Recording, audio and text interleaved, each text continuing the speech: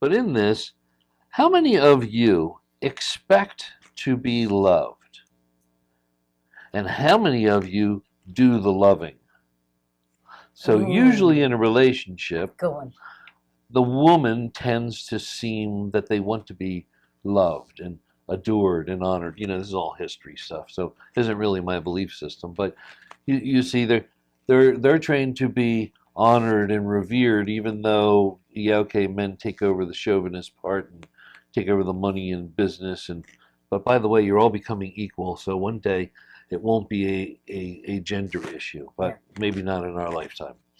But I in the think it's going to be in meantime, our lifetime. do you expect to be loved, Okay. or do you do the loving? Meaning, do you expect that you have to do the loving? Mm. Which one is in your belief system? Like, I want you to love me. My husband should love me. My wife should love me. My children should love me. Everybody should love me. And they should show me that they love me by their behavior and what they do and how they speak to me and all that, because that's what's supposed to happen. And then you sit around waiting for that. If they don't do that, then there's disappointment. And then who is the reverse?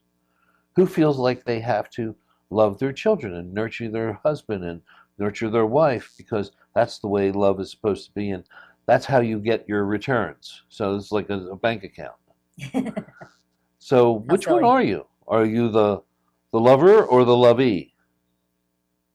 See, I think you should be both simultaneous. That's my opinion. Absolutely. That's a good question, though. Right. Who are you? Self-reflect there. Yeah. Yeah. But shouldn't it be optimal that we are both the lover and the lovee at any given moment? That we can switch on and off, and we can do either or. We don't expect from another, and yet we receive from another, and yet we give just for the joy of giving, not for any other purpose. I love that. And what goes along with that for me is, what do you have attached to your love? Do you attach thoughts, expectations, beliefs, paybacks, returns, validation? That's a big one. Mm-hmm. Oh, I expect to be loved by my children. How many parents have you seen that when their children don't act like they love them, all of a sudden they're crushed? Yes. Well, your children aren't your self-esteem. Yes. Your children are your children. They don't have to love you. They're separate entities. Right. Separate They get to do individuals. whatever they want. Oh, is it cool if they do love you? Absolutely. But they don't have to love you. It's not a written law. It doesn't come down in the child's hand manual. You must love and honor thy parents. That was written by some guy. Ten Commandments. So why do you expect that from your children? Why can't you just accept who they are and love them in your purity? But I mean, it definitely comes from growing up. Absolutely. How do you expect to be loved, or do you love?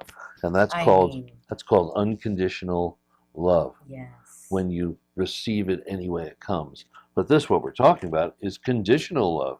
Mm-hmm. There are conditions. I expect you to love me this way. I expect you to love me that way.